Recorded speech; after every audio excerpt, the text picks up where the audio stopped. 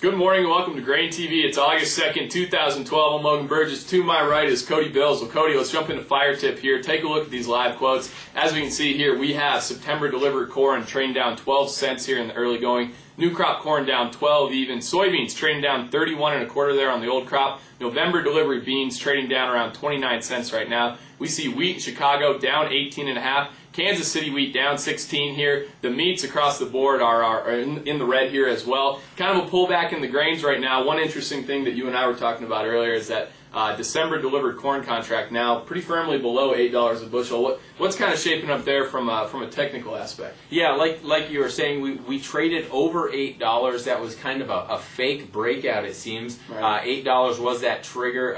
It was the previous high, and so we broke through that, and there's a good chance that we caught some longs adding to positions there. Now the fact we're cupping back over, we're kind of tailing off. We are now below $8 significantly. So I think that I'd be concerned that some of those positions that got long there may be forced to get out of the market today. Just keep in mind here, we do have some support from the 20-day moving average right at 767. So that is an important price level to note here going forward. The other thing I wanted to mention is just volume. Volume is a great indicator, especially when we're in these kind of breakout markets. Right. And I'm going to switch over here to the volume. It's a histogram, and what you're actually seeing here is this is the breakout day. This third bar back, and you can see that there was no significant volume. It wasn't outstanding. And what you want to see on these breakouts is outstanding volume. Volume pushing this thing higher, you're getting higher prices and more people are getting in.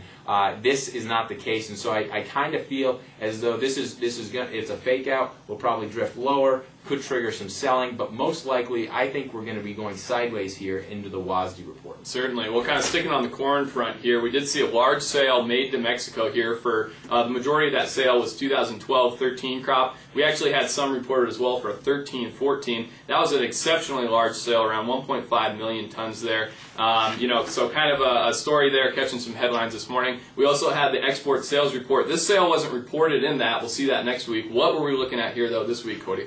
Yeah, if we look at the export sales report, really we had some good sales this week. They beat analyst expectations. Corn came in at 178,000 in the old crop, beans 194,000 in the old crop, and wheat coming in at 516. So that was good to see. But let's take a look at the corn progress in terms of meeting the USDA expectations. Now this takes into account seasonality, and what we're seeing here is corn being behind pace 46 million bushels in terms of meeting the USDA forecast. So honestly, I think in this next WASDE report, we're going to see corn export forecast revised lower again. We're meeting the end of the marketing year, and it's going to be more and more difficult to make up the ground. Typically, at the end of the marketing year, we see cancellations, not big sales. So I think the USDA is going to be forced to revise corn exports down.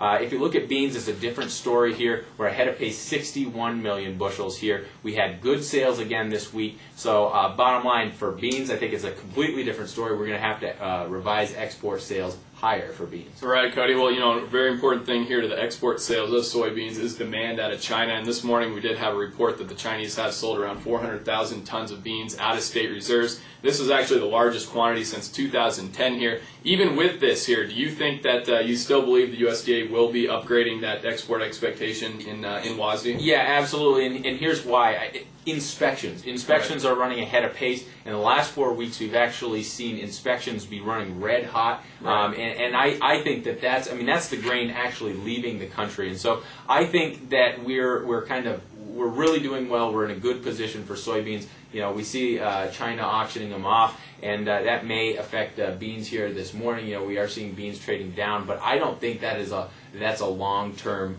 situation. I think right. We're going to see demand continue. We haven't seen it really taper off at all. Certainly, certainly. Well, we will keep you posted here on the export sales front and everything related to the grains on GrainTV, on Twitter as these markets trade live, at GrainTV is where you can find us. I think that kind of wraps up our show here for Thursday morning, Cody. Thanks a lot for joining us. Have a great day. Take care.